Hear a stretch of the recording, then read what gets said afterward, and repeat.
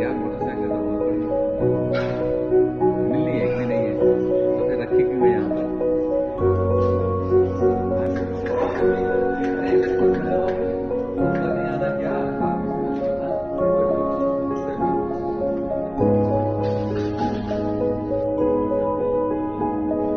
चले चले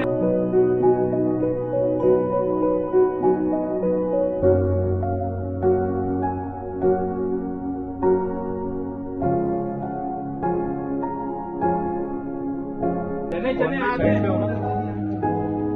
चले स्टार्ट करते हैं। हाँ जी, तैयारी हो रही है। आज 12 रमजान मुबारक है पाकिस्तान में, और आज फजूल खर्ची की तबाहियों पे गुफ्तगू करेंगे। टेक्नोलॉजी की दौर में जाहिलाना हरकत पे गुफ्तगू करेंगे। हजरत शुएब अलैहिस्सलाम का तज़किरा होगा। घर में एंटीबायोटिक्स बनाने पर बात होगी। पाकिस्तान काउंसिल ऑफ यूथ के रिप्रेजेंटेटिव आएंगे। साथ साथ आज बनने जा रही है लाहौरी फ्राइड फिश, और इस्लाम का निज़ाम तरबियत के साथ साथ खाना खाने से पहले की दुआ सीखें। 12 Ramzan 5 news HD play entertainment पे देखिए।